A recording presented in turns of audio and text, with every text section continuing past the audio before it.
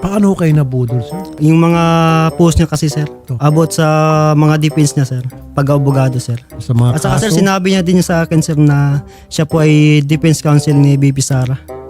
Opo sir. Saka Hearing namin. DFA counsel din po. Anak daw siya ni Marvin Agustin. Ang dami naman. Sa DMW din po sir. Saka pamangkin daw po siya ng owner ng shipping company. Bali, nagpakilala po siya sa akin na CPA and may-ari daw po ng mga trucking business. Meron daw po siyang sariling bigasan. Nagtatrabaho daw po siya sa BDO Alabang. Grabe naman to. Merong barko, merong tracking, merong BDO. Kamag-anak daw niya si Villar. Kamag-anak daw Kilala niya? daw niya po yun. Kilala daw niya si General Bato. Ipasok niyo daw ako. Kasi nung time kasi nung doon, mag-apply sana ako. Kaya yun, parang mastigan rin ako sa mga niya. Sa mga Nabilib salita ka. niya. Hindi ko na kaya to. Bigatin pala to. Grabe. Paano kayo nabudol, sir? So, nagkakilala po kami sir sa TikTok sir. Sa TikTok? Opo. Nakita niyo po siya sa TikTok Opo, na sir. sumasayaw-sayaw? Paano Hindi ba? sir sa pag ano sir yung pag tawag nito sir yung mga post niya kasi sir Sa mga post niya. Opo. At ano po yung nakita niyo sa mga pinopost niya sa TikTok? about sa mga defense niya sir, pag-abogado sir. Pagdi-defense yung bilang isang abogado. Opo. Yung mga court cases, Opo, ganun sir. nandun siya sa korte. Opo sir. Nakikita? Opo. Pero di ko sir kasi parang ano sir AI lang. Ayun, parang AI. Opo. O ba't ka naniwala kung parang AI lang Kasi, pala? kasi ano yung sir, follower niya. Marami yung followers niya sir. So maraming uto-uto siya followers. Opo. At saka sir, Kaso? sinabi niya din sa akin sir na siya po ay defense counsel ni BP Sara. Hindi ko siya nakita sa impeachment Saka hearing namin. DFA counsel din po. Ang dami naman. Saka Defense ano, Counsel ni BP Sara, tapos DFA, Sa DMW din po sir. DFA, DMW pa. Opo.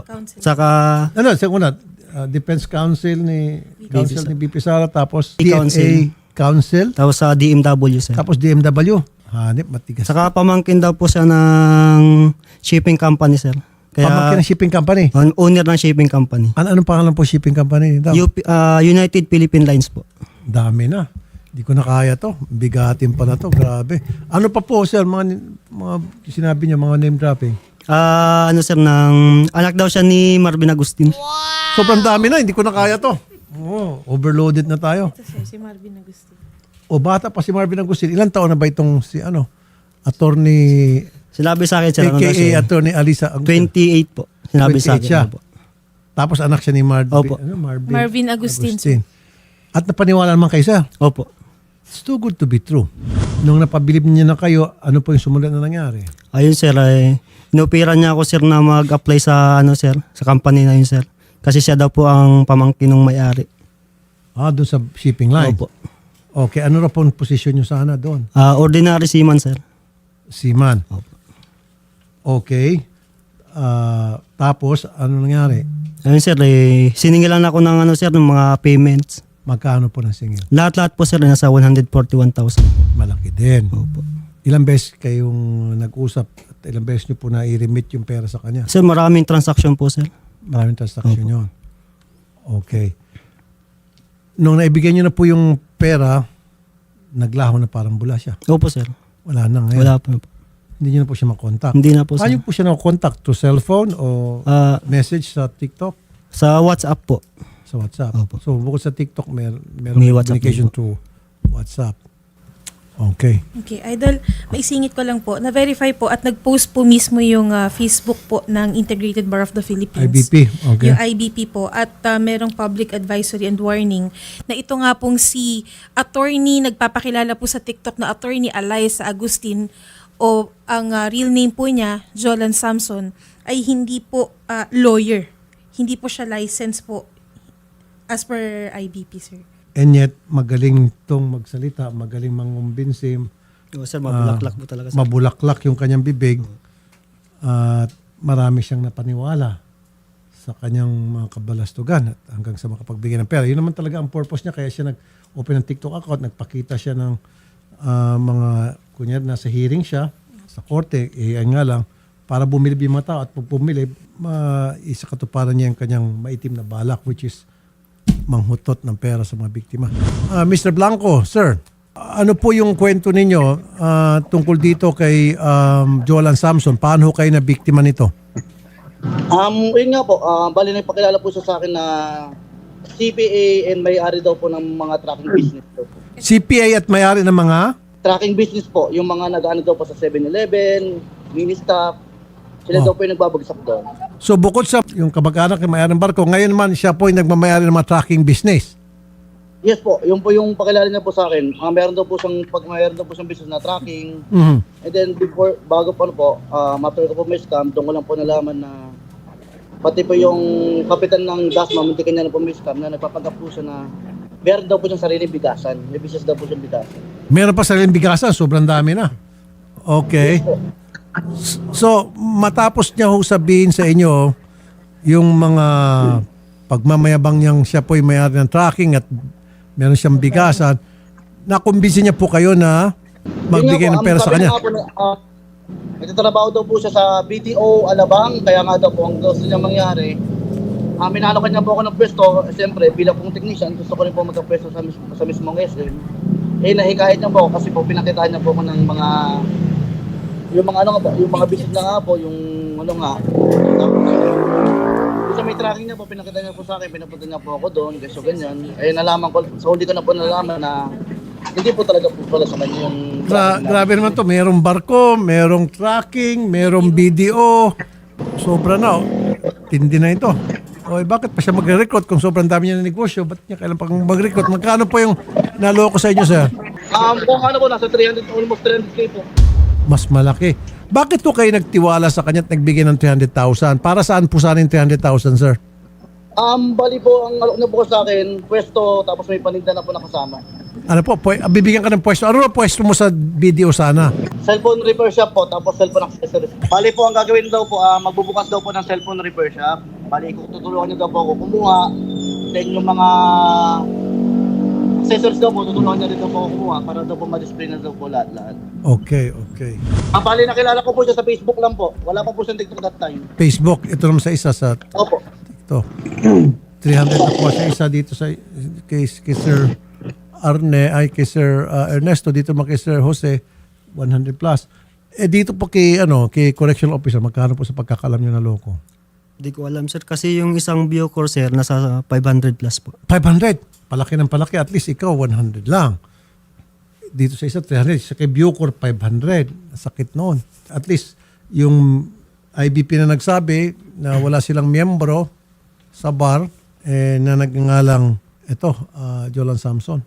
Sobrang matindi ito mag-name drop. Buti niya sinabing kamag-anak siya ni Shari. When it's too good to be true, it's not true. Yung bang malalaman niyo po yung isang tao ng scam o yung isang tao yung scammer, kumbaga ini-overqualify niya yung sarili niya, overqualified niya yung sarili niya. Opo sir. Meaning, nagbabanggit siya ng napakarami mga bagay na Mabilis mapapabilib yung kausap niya. Yung po, red flag yun na yung tao yung scammer. Lalo na pag halimbawa isang tao, pagkaharap mo, maraming alahas, halos yung kamay niya lalaglag na, sobrang bigat na alahas, tapos may mga kwintas pa, mga gold. Mag-ingat po kayo sa mga ganon. Opo sir, mag-iingat po sir. Yeah, next time. Sir Arnel, magandang hapon po. Kayo naman po, paano kayo nabiktima nitong si Jolan Samson, aka Attorney Agustin? Actually, Senator, nung 2020 pa po yung issue na yan sa yung nangyari sa akin, bali 40,000 ang nakuha niya sa akin kasi nagpakilala siyang may-ari ng cellphone yun sa marketplace ba yun? The first time ko magkakasilpo noon kasi nagtatrabaho lang po ako noon as a security guard. Okay. Nung time na yun sa Makati. So, ang nangyari po noon, bumili ako sa online sa Facebook. Siya yung katransaksyon ko pero hindi ko siya nakikita personally noon. So siya yung nag-contact sa akin na bibili ako ng ganito iPhone. So hulugan. So gusto ko siya i-cash. Yung kinash ko na po siya. Ayun na, parang nag-iba na yung niya. Pero yung items nabigay naman po sa akin. Pero second hand lang ata yun. Hindi po siya original. Sa inyo naman po sir, ano po yung mga binanggit niyang mga pangalan ng tao kung meron man para mapabilib kayo? Nagtatrabaho daw siya sa video. Nagpasa siya ng picture na nandun siya sa loob ng bangko, sa video, tapos yung repair shop daw, yung cellphone daw niya, ay meron daw siyang may-ari ng cellphone, parang sideline daw niya yun.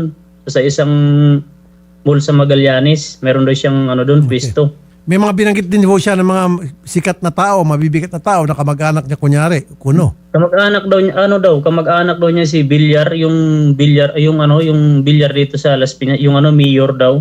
Villar ba yun? Yung anak ni Cynthia Villar. Kamag-anak daw niya. Kakilala daw niya po yun.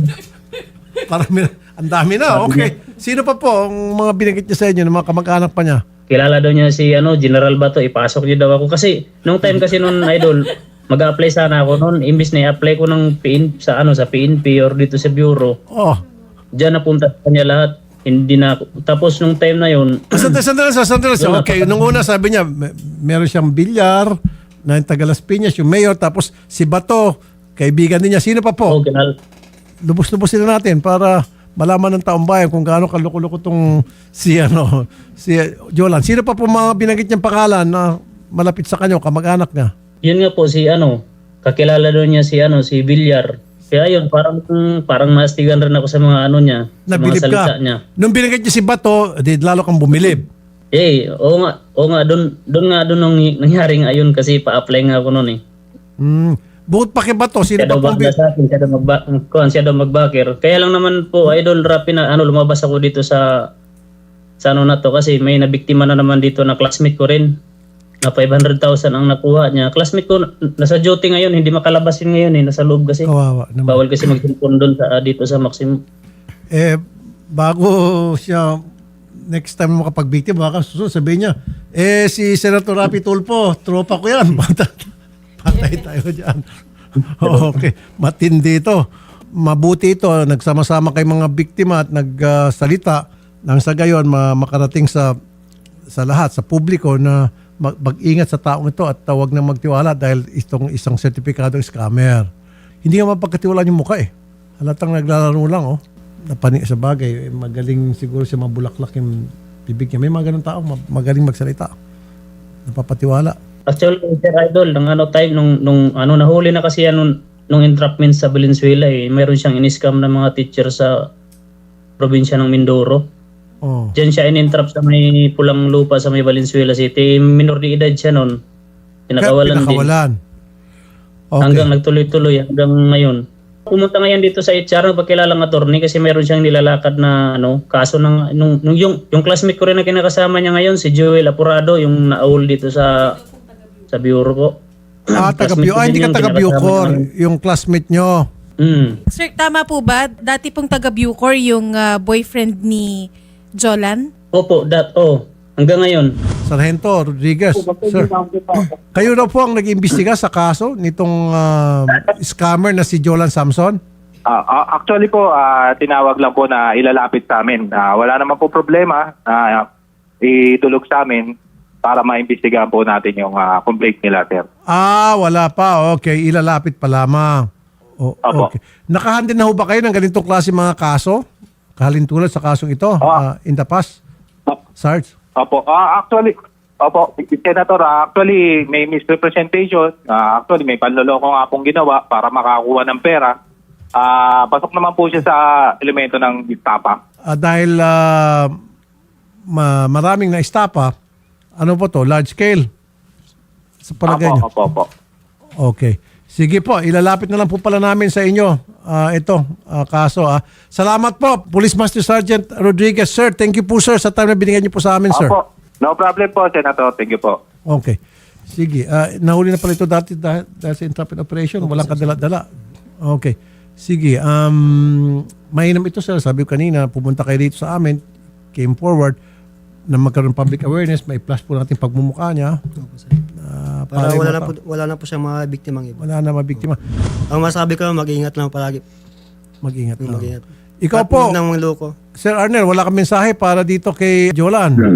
Kaya nga lumabas naman ang pangalan niya dito, nagpakilalang attorney dito sa HR. Doon ko lang nalaman, muntik nga kami kasi papasok ako. Muntik ko nga daw maabutan, sabi ng yung kasama ko doon sa office. Kung naabutan ko yun, baka ako panguhuli doon sa kanya dito. Kaso nga lang, hindi ko naabutan eh. Kaya nga, sige po. May nilalakad kasi siyang dito, yung Yung classmate ko nga na naawol, gusto niyang mapabalik sa sa serbisyo kasi hindi nga pumapasok ng dahil sa kanya. Salamat po sir ha. Salamat sa inyong dalawa. At least nagkaroon ng public awareness na ngayon at tuloy-tuloy namin ipa-flash to para malaman ng nakararaming mga Pilipino tungkol sa kalokohan niya. Salamat po sir. At salamat po Sir Arnel at sasamahan po namin kayo sa CIDG kung saan yung gusto o NBI para may sampa ng kaso. Okay? Salamat po. Thank you.